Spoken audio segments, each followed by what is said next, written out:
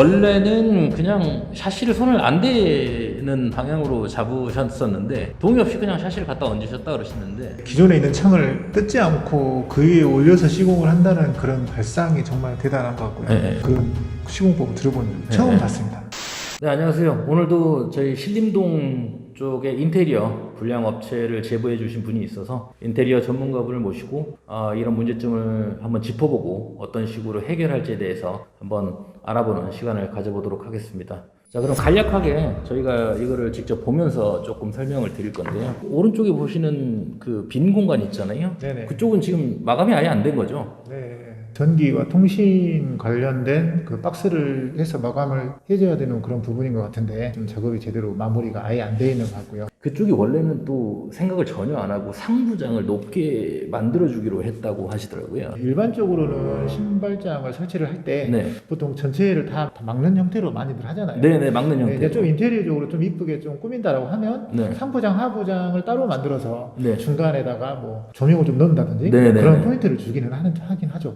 결국은 뭐 마무리를 안 해주시고 가셨다 하니 좀 그렇습니다. 그리고 저 하부장 같은 경우는 중문 이야기가 나오고 있는데 원래 새 걸로 있었다고 하셨었잖아요. 네, 재사용이 가능할 정도로 네네. 깔끔하다고 얘기를 네네. 하셨었거든요. 저희도 뭐 인테리어 공사하다 보면 네. 기존에 뭐 포수하신 그런 부분들은 그대로 잘 보존을 해야 되기 때문에 상당히 보양에 신경을 많이 써야 돼요. 고향에. 네, 아무리 이야기를 해도 일하시는 분들이 내 집처럼 다니지 않습니다, 보통. 그렇죠. 이제 신발을 네. 벗고 이렇게 공사를 하진 않으시고. 막 밟고 다니고 막 다 그래요. 네. 그러다 보니 정말 보양이 가장 필수인 것 같아요, 인테리어 필수예요. 공사는. 그걸 안 해놨으니 저기를 아주 그냥 다 망가뜨려 놓고 네. 답이 안 나오니 결국은 이제 보상을 해주신다고 했지만 네. 또 그것도 안 하고 또 가신 것 같아요. 하부장이 네. 저렇게 지금 열리지 않는 부분은 네. 뭐 새 거였다라고 봤을 때 어찌됐든 조정으로 인해서 이렇게 좀 맞춰질 수 있는 부분이라 네. 저런 부분은 뭐 큰 문제는 아니라고.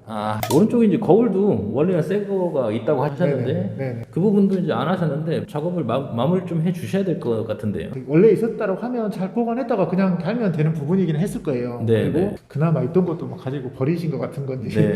이번엔 욕실을 좀 보실 건데요. 젠다이 쪽 부분이 차이가 좀 있거든요. 왼쪽 오른쪽이 차이가 좀 나는데 안쪽에 보시면 이제 구멍이 이렇게 좀 뚫려 네네. 있어요.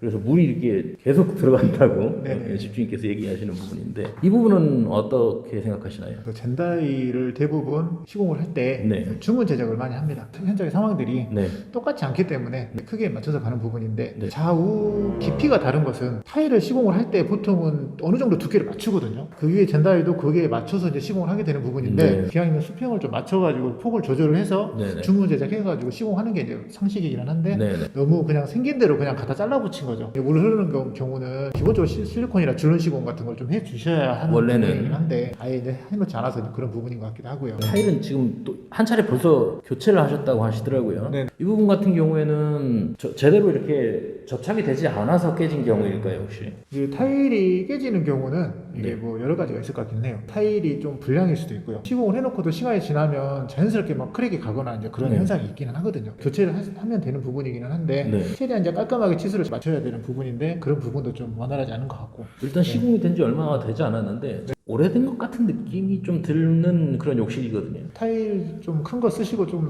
나름 좀 괜찮은 자재는 쓰신 것 같기는 한데 네. 지저분하게 마감이 네. 줄눈이나 이런 부분이나 이런 부 마무리 실리콘 코너 실리콘이나 이런 부분들이 마무리가 깔끔하지 않아서 네. 좀 그런 것 같이 보입니다. 근데 근데 보통 그 28평 아파트의 욕실에 저렇게 큰 600 타일이 들어가는 게 좀 정상적인 타일 시공 방법인가요? 600이라고 해서 꼭 거기 들어가면 안 된다라는 그런 법은 없죠. 네네. 근데 보통은 큰 타일들은 좀 고급 인테리어 할 때 좀 네, 많이 네, 네. 일반적으로 쓰는 것 같기는 해요. 그 자체가 뭐 나쁜 건 아닌데 마감을 깔끔하게 해주셔야 되는데 그게 안 된 그 부분이 좀 문제라고 볼 수 있는 것 같습니다. 이건 지금 이제 샤워부스하고 네네. 세면대 부분하고 사이에 있는 이 젠다이도 지금 이렇게 테이프로 마감이 네네. 돼 있거든요. 네. 네, 이런 부분들은 그냥 이제 전체적으로 그냥 마감 불량이신 거죠. 실리콘이나 네네. 이런 부분들. 네, 그렇죠. 네. 욕실 입구 쪽인데요. 네네. 입구 쪽이 지금 계속 물이 흘러내리고 있는 상황인데 저기 문틀 설치가 좀 어떤 식으로 되어 있는지 좀 궁금하거든요. 지금 마감도 안 돼 있어서. 정상적인 문틀이 시공되어 있는 것 같지가 않습니다. 양쪽 측면이 그냥 몰딩으로 그냥 살짝 대놓은 느낌이고요. 이게 네. 문틀 자체가 어떻게 고정이 돼서 붙어 있는지조차도 약간 의심스러울 정도로. 네네. 그런데 이제 가장 문제점은 저 아래 턱인데 화장실 문턱이 없이 가는 턱은 거의 없죠. 이제 항상 습기가 있고 물을 많이 쓰는 공간이기 때문에 그렇죠. 물이 방으로 넘어오면 반대편에 있는 마루나 이쪽에 침투가 되면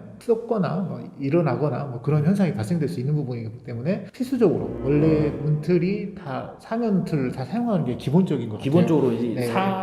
네. 틀을 이렇게 네. 넣은 다음에 네. 시공을 하는 게 기본인데요. 네. 그런데 이제 저렇게 이제 3면틀을 사용하는 경우에는 네. 하부에 뭐 인조 대리석이나 기성품으로 나온 그런 마감재들이 있어요. 그거 사용해서 만들어지었으면 되는 부분인 것 같기는 한데 네. 저쪽으로 물이 오면 안 돼요. 지금 변기 옆이잖아요. 네. 그러니까 보통 저 샤워기에서 뭐 저기까지 물 튈 일이 없지 않습니까? 그렇죠. 근데 저렇게까지 물이 좀 오고 그랬다면 바닥 타일 구배도 좀 의심스러운.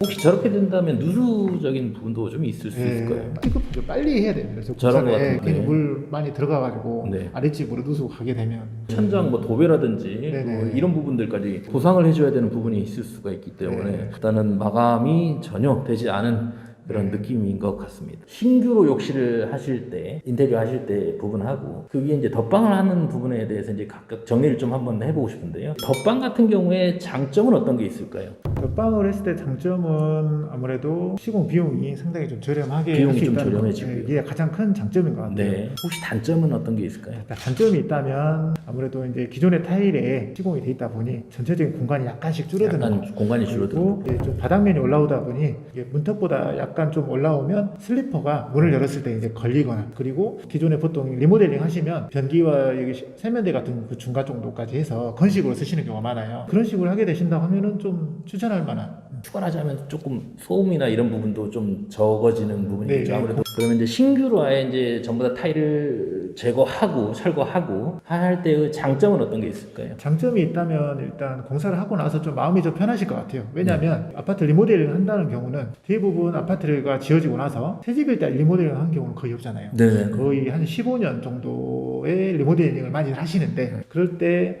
이제 오래된 아파트들이 이제 항상 문제점이 시간이 지나면서 약간 뭔가 방수층이 깨지면서 네. 아래쪽으로 이제 물이 쓰는 공간인데 누수적인 부분에 되게 대한- 많아요. 네. 만약에 덧방으로 했는데 누수가 생기면은 재공사를 하게 되면 더 배보다 배꼽이 더 큰 경우가 비용이 생길 더 수가 있어요. 추가적으로 이제 그런 부분에 대해서 좀 마음이 좀 편하다는 거죠. 걱정 없이 사용하실 수 있는 네네. 그런 부분. 네, 단점이 있다면 깨는 공사, 네. 뜯는 공사가 상당히 소음이 많이 발생이 되기 때문에 많이 시끄럽다. 네, 뭐 그런 부분 때문에 좀 아파트 뭐 이렇게 주민들한테 민원이 민원이나. 좀 많이 들어오는 부분도 있고, 비용적인 부분이 폐기물료와 뭐 그런 부분들, 인건비, 확실히. 뭐 그런 부분들이 좀 더 네. 많이 또 추가가 되는 부분이 있기 때문에 네네. 그것이 좀 단점이라고 생각할 수 있을 것 같습니다. 알겠습니다.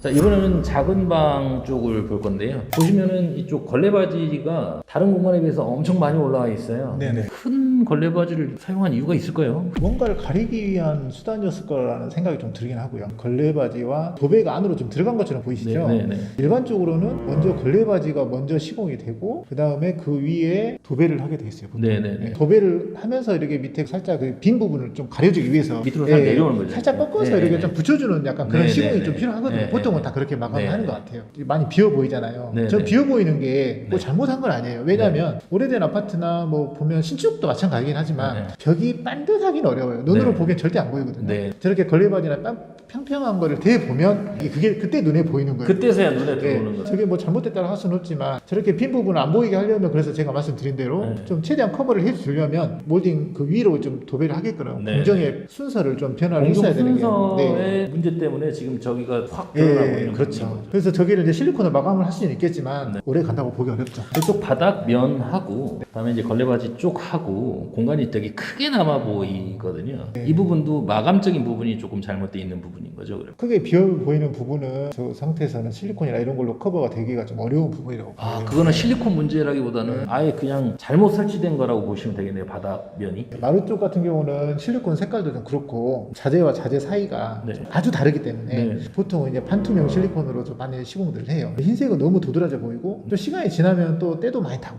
네네. 눈에 너무 많이 보이는 네. 부분이기 때문에 시공자들이 대부분 저렇게 안 하거든요. 특이하게 또 여기 또 흰색 실리콘을 또 깨끗하지 않게 좀 쏘셨네요. 이쪽은 이제 작은 방 2번 쪽 네. 방인데요. 이쪽은 지금 이제 집주인분께서 작은 방 확장을 하셨어요. 이제 따님이 계셔가지고. 근데 이제 보시기에 어떠신가요? 무리한 확장을 한 것처럼 보입니다. 보통은 배수관 같은 경우도 원래 공동주택 관리법상 원래 저렇게 막을 수는 없는 부분인데 아마도 대한민국 아파트 오래된 데는 다 저렇게 돼 있을 거예요. 네네. 뭐 무리하게 확장해서 뭐 저렇게 쓰시는 분들도 꽤 있을 것 같고 네네. 그렇지만 마감은 좀 깔끔하게 해놔야 될 것 같긴 한데 저렇게 네네. 문이 덜렁덜렁하게 해놓은 거 상당히 조금 보기 안 좋은 부분이고요. 네네. 또 이게 확장 공사를 하게 되면 어찌됐든 뭐 필요에 의해서 협의해서 이제 하신 거니까 네. 합의하에 하신 거니까 뭐라고 말씀드리긴 뭐하지만 일단 하게 됐으면 좀 제대로 해야 되는 부분이 있죠. 밑에 난방도 좀 바닥 난방. 네, 바닥 난방도 안 하신 걸로 알고 있는데 네. 얼마나 좋겠습니까? 네. 보이는 앞창도 지금 뭐 덧방 시공을 한 걸로 알고 있는데 창틀 위에 얹었다고 지금 네, 얘기하시죠. 바깥쪽에 실리콘 실링 공사 같은 경우도 거의 뭐 안 돼 있는 걸로 알고 제대로 되지 않았을 것 같아요. 지금 딱 봐도 위험하게 바깥쪽으로 많이 나와 있거든요. 네, 그 측면 같은 경우는 뭐 이중창 아예 시공하지도 않으셨고 네. 뭐 그렇게 되다 보니 저 정도면 거의 뭐 겨울에 그냥 뭐 허공에 떠서 그냥 지내시는 거랑 다름없는 상황이실 테니 이쪽은 단열창이 설치되어 있는데 이쪽은 그냥 창 하나짜리예요. 원래 이것도 설치를 해주시기로 하셨는데 네. 안 돼 있는 부분이라 저쪽은 아예 그냥 단열이 안 된다라고 보시면 되겠네요. 네, 단창으로 된 부분이 이중창을 되기가 좀 애매할 것 같아요.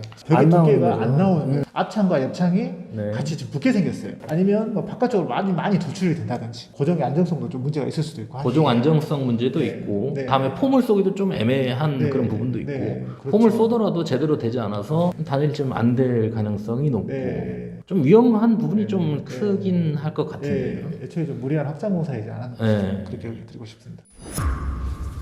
보시면 이제 선반이 좀 위험해 보이는데 이 부분은 어떻게 보시나요? 네, 저렇게 좀 대형 선반을 설치를 할 때는 간단하게 보이긴 하지만 위에 이제 사용상 고객분들께서 무거운 걸 좀 올리실 수도 있고 네. 뭐 사다 보면 이것저것 많이 올리게 되잖아요. 네. 그걸 좀 고려한다라고 하면 저 정도로 큰 선반이라고 하면은 콘크리트 암카 작업을 해가지고 뒤에 네, 앙카 작업. 그 고정하는 그 기초 부분을 좀 튼튼하게 해줘야 될 부분이 있는 것 같아요. 영상으로만 봤을 때는 그 고정 부위가 어떤 식으로 시공이 되어 있는지 정확하게 보이진 않지만 조금 뭔가 좀 의심스러운 게 있습니다. 예, 지금 영상에는 자세히 나오진 않지만 이미 지금 위쪽이 이렇게 좀 네. 이렇게 기울어져 있어가지고 네. 그 집주인분께서도 이 위에 선반에는 네. 무거운 걸 놓으면 안 되겠다 하셔가지고 네. 가벼운 거 이제 라면 같은 거 네. 가벼운 거만 올려놓으신 네. 상황이시고 원래는 이제 9월달에 인테리어 마감이었었고 이 부분도 이제 보양 작업을 좀 해주셔가지고 네. 끝내시기로 하셨는데 그것도 이제 제대로 지켜지지 않아서 지금 상황이 네. 선반이 좀 기울은 상황이고요. 이제 주방 쪽 보시면 타일 어째 마감은 아까 욕실부터 지금 네. 마감이 제대로 안 돼 있던 상황이다 보니 네. 근데 이제 저 대리석 같은 경우에는 벌써 깨지면 안 되는 부분인 것 같은데요. 네, 슬림한 대리석을 사용을 하셨어요. 되게 얇은 것 네, 같은데요. 네, 원가 절감하려고 하신 것 같지는 않기는 해요. 네, 되게 네. 인테리어적으로 되게 깔끔한 면이 있어서 네. 요즘 가끔 저렇게 이제 슬림한 대리석, 인도 대리석을 만들어서 네. 이렇게 시공하는 경우가 있기는 합니다만 이제 슬림하다 보니 아무래도 충격이 좀 약할 수가 있고 네. 좀 그런 부분은 이제 좀 아까 크랙이 같다고 하셨는데 사용상의 하자일 수도 있는 부분이긴 해요. 네, 네, 네. 저런 부분은 그렇게 보시면 되는 부분이기는 합니다만 전반적으로 이제 타일이 네. 조금 상당히 좀 부실 시공이 되지 않았는가 네, 싶은 네. 그런 좀 전체적으로 이제 그 타일적인 마감적인 부분들 네. 있고 오른쪽에 보시면 이제 이게 아예 떨어져 나가는 것 같이 네. 보이는 부분도 있어요. 냉장고 쪽도 지금 물이 튄다 그래서 네. 이제 냉장고 장을 하시기로 하셨는데 이 부분은 또 비용이 좀 많이 드는 부분인가요? 아무래도 냉장고장도 설치를 하신다라고 하면 비용적으로 최소 뭐 한 50만 원 정도는 들어가지 않겠는가 생각이 드는데 이 집의 이제 얼굴이라고 볼 수 있는 거실 쪽 샷인데요. 이쪽 이제 전체적으로 공간이 비는 상황이다 보니까 네네 뭐 말씀하신 대로 앙카 같은 거. 고정이 어렵죠. 이게 중간에 그렇게 많이 비어 있으면 앙카 자체도 그렇게 굵은 앙카를 쓰지 않아요. 일단 고정 자체도 어렵고 또 잘못 고정해 놓으면 창호가 워낙에 무게가 나가는 제품이다 무게가 보니 좀 많이 나가다 보니까. 네, 이게 자꾸 열고 닫고 하다 보면 특히 또 거실창 얼마나 많이 열겠습니까? 네네. 쓰다가 또 이렇게 막 비틀림 현상이 네. 생길 수도 있는 거라서 최소한의 수평 잡기 위한 한 1, 2cm 정도의 격체만 두고 시공을 하는 게 일반적인 상황이에요. 일반적인 상황인데. 기존의 창호는 절대 사용이 안 되고요. 네. 해서도 안 되고 또 해놓고 또 두 번 공사하는 상황이 생길 거니 또 문제가 발생을 하는 상황이. 네. 이제 어려운 부분이 그런 거겠죠. 새로 공사를 하신다 하더라도 창호만 간다고도 되는 부분이 아니지 않겠습니까? 네. 창호 주변 마감 공사와 또 바닥 그런 부분들 뭐 그런 부분까지 다 연계가 돼 있는 부분이기 때문에 상당히 많은 비용의 보수 비용이 발생될 것 같습니다. 저 샤시 자체는 재활용이 조금 힘든 네. 부분이고 또 그리고 일단은 전부 다 드러내 샤시도 전부 다 철거를 하고 기존 창틀도 철거를 하고 아예 전면적으로 재시공이 돼야 되는 조금 어려운 공사가 되겠네요. 네, 그렇습니다. 원래는 그냥 샤시를 손을 안 대는 방향으로 잡으셨었는데 동의 없이 그냥 샤시를 갖다 얹으셨다 그러시는데 이게 또 제대로 되면 상관이 없는데 기존 창틀에다 그냥 얹었다 그러시더라고요. 기존에 있는 창을 뜯지 않고 그 위에 올려서 시공을 한다는 그런 발상이 정말 대단한 것 같고요. 네. 그런 시공법을 들어본 적 처음 네. 봤습니다. 지금 밑에 보시면 바닥 네. 이제 마감이 지금 나무로 되어 있어요. 보시면 바닥에 나무로만 되어 있다 보니까 네. 겨울에 찬바람이 그냥 숭숭 들어오는 네. 상황에서 지금 나와 이렇게 볼록볼록 튀어나온 게 저기 저 폼이거든요. 네. 예. 폼만 싸가지고 또 가셨다 그러시더라고요. 네. 이게 저렇게 해갖고 다닐 되나요? 절대 안 되죠. 네. 네, 뭐 나중에 뭐 재공사를 해주신다는 조건으로 저렇게 해놓았다고는 하지만 네. 좀 처참하네요. 네. 근데 저거 같은 경우는 이제 만약에 보수를 하게 된다면 어떤 식으로 해야 되나요? 뭐 보수가 가능한 부분이 있는 건가요? 아니면 제가 봤을 때 보수는 좀 거의 불가능하지 않나. 일반적인 보수는 안 되고 네. 전부 다 드러내고 창틀. 기존에 있는 네. 창틀도 뜯어내고 새로운 샤시를 거기 맞춰서 제작해서 시공을 하는 게 이제 답이겠죠. 전체적으로 좀 보셨는데 좀 안타까운 상황이신 거죠. 문제점들이 뭐 좀 많이 나왔어요. 조금 뭐 느낌이 어떠셨는지에 대해서 조금 한마디 해주시면. 보수 공사가 필요한 뭐 그런 현장들도 저도 많이 가보고 네. 안 좋은 사례들 많이 봤지만 이 집 같은 경우는 많이 심각한 뭐 그런 정도의 수준인 네. 것 같습니다. 네. 이제 저 공사가 21년도 네. 8월 26일 날 마감했는데 네. 지금 저희가 촬영 일이 지금 22년도 9월이다 보니까 1년이 지났다라는 거는 해줄 마음이 없는 거죠. 뭐 법적으로 뭐 소송도 거실 수도 있고 네. 뭐 여러 가지 상황들이 만드실 수는 있긴 하겠지만 네. 결국은 피해 보신 분들은 이제 소비자분이시라 좀 안타까운 마음으로 이런 말씀드리기 네. 어렵고 어찌됐건 이거를 이제 저대로 평생 사실 수는 없으니 네. 일부 또 보수라도 해서 또 하셔야 되지 않겠습니까? 네, 근데 네. 제가 보기에는 비용이 상당히 만만치 않게 들어갈 것 같다는 생각이 들어요. 대략 보더라도 거의 한 2천만 원까지는 가지 않겠는가라는 네. 생각이 들어요. 네. 뭐 특히 거실 창문 같은 경우는 전체 다 철거하면 창문값만 해도 얼마입니까? 그런 거 계산했을 때 좀 생각보다 많은 비용이 좀 발생이 될 것 같다는 생각이 좀 들어요. 네. 한 차례 이렇게 전체적인 보수를 약속을 하셨어요. 그러니까 네네. 22년도 4월까지 이제 보수를 약속을 하셨는데 지금 이제 벌써 9월인데도 연락도 되지 않은 상황이고 플랫폼을 통한 연결된 거인데 보상이나 이런 부분들이 전체적으로 이루어지지 않을 것 같다라고 지금 집주인께서 얘기를 하셨거든요. 네, 이런 부분들이 보면 그 사례를 처음에 이제 들었을 때도 네. 항상 이렇게 좀 안 좋은 결과가 나온 경우는 대부분 보면 집주인께서 그 업자분에게 너무 많은 금액의 돈을 지불하신 경우 그런 경우가 가장 많은 것 같아요. 처음에는 이렇게 다 계약서상에 완벽하게 해주시면 좋기는 해요. 그렇지만 또 공사하는 도중에 또 분명히 업자분들이 뭐 여러 가지 뭐 핑계를 대면서 돈을 요구하시는 분들을 보면 네. 좋은 분들을 별로 못 보던 것 같아요. 그래서 일단 이 상황 같은 경우도 처음 계약할 때부터 네. 이미 돈을 많이 받으신 네. 상황이고 이미 일주일 지난 상황에서 95%까지 다 네. 받으셨던 상황인 네, 그렇죠. 걸로 알고 있습니다. 네, 이렇게 얘기해 주신 거 너무 감사드립니다. 네, 감사합니다. 네.